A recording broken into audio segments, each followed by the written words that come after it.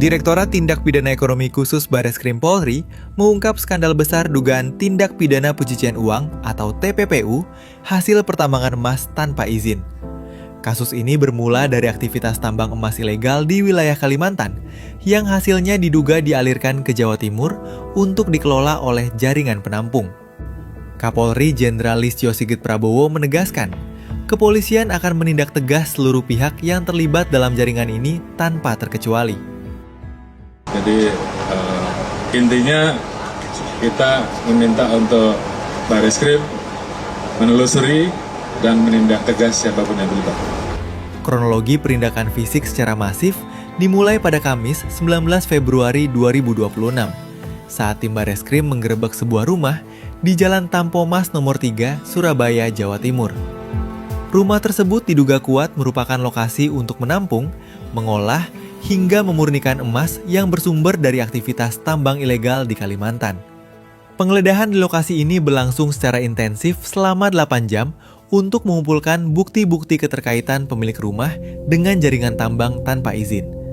Dari hasil penggeledahan di rumah di Jalan Tampomas tersebut, penyidik menyita 4 boks barang bukti yang berisi emas batangan, tumpukan dokumen transaksi, hingga alat bukti elektronik.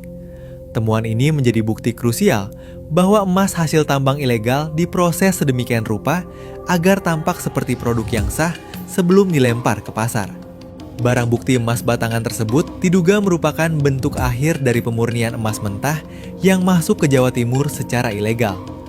Penyelidikan kemudian berkembang ke sebuah pabrik peleburan emas di Surabaya milik PT Sukajadi Logam. Pabrik ini diduga memiliki peran sentral dalam sirkulasi TPPU karena memfasilitasi peleburan emas ilegal menjadi emas batangan yang memiliki nilai jual tinggi. Keterlibatan sektor industri ini memperkuat indikasi bahwa praktik pencucian uang tersebut dilakukan secara terstruktur dan melibatkan korporasi untuk menyamarkan asal-usul kekayaan. Selain di Surabaya, polisi juga bergerak ke Nganjuk untuk menggeledah sebuah toko emas di wilayah tersebut. Di lokasi ini, penyidik mengangkut sejumlah perhiasan emas dari etalase toko dan menyita dokumen tambahan guna mengusut aliran distribusi produk dari jaringan tersebut. Perindakan di Nganjuk ini menunjukkan bahwa emas ilegal tersebut tidak hanya dicuci dalam bentuk batangan, tetapi juga didistribusikan hingga ke pedagang retail untuk memenuhi permintaan masyarakat luas. Direktur Tindak Pidana Khusus Bareskrim Polri, Brigjen Ade Safri Simanjuntak mengatakan, total akumulasi transaksi dalam kasus ini mencapai angka fantastis sebesar 25,8 triliun rupiah. Nilai transaksi tersebut tercatat merupakan hasil perputaran uang dan aktivitas jual beli emas ilegal selama periode tahun 2019 hingga 2025. Adapun pengamat tindak pidana pencucian uang Yenti Ganarsih menjelaskan, dalam kasus ini, para pelaku menjalankan modus yang tergolong licik. TPPU-nya itu sudah masuk karena kan gini, dari menambang emas ilegal itu tadi biasanya dilakukan oleh mereka juga di sekitar itu sampai dengan jadi emas batangan baru dijual kan gitu ya. Kalau ini nampaknya memang mata rantainya panjang.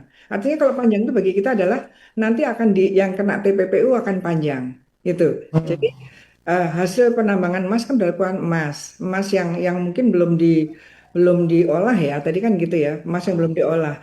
Emas belum mau diolah itu dialirkan ke rumah Tampomas tadi untuk penambangan karena pengolahannya di sana. Kan gitu ya, itu ya mungkin tuh kelicikan mereka yang baru gitu ya. Modus itu licik ya, kelicikan mereka yang baru.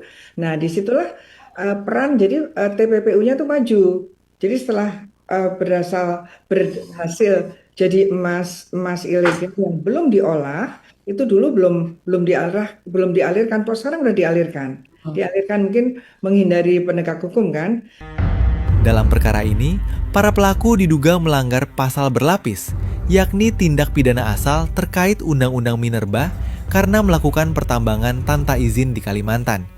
Selain itu, mereka dijerat dengan Undang-Undang Nomor 8 Tahun 2010 tentang TPPU atas upaya menyembunyikan dan menyamarkan hasil kejahatan tersebut menjadi aset-aset berharga di Surabaya dan Nganjuk. Hingga saat ini, Bareskrim Polri masih terus mendalami aliran dana ke berbagai pihak untuk memetakan seluruh jaringan dari hulu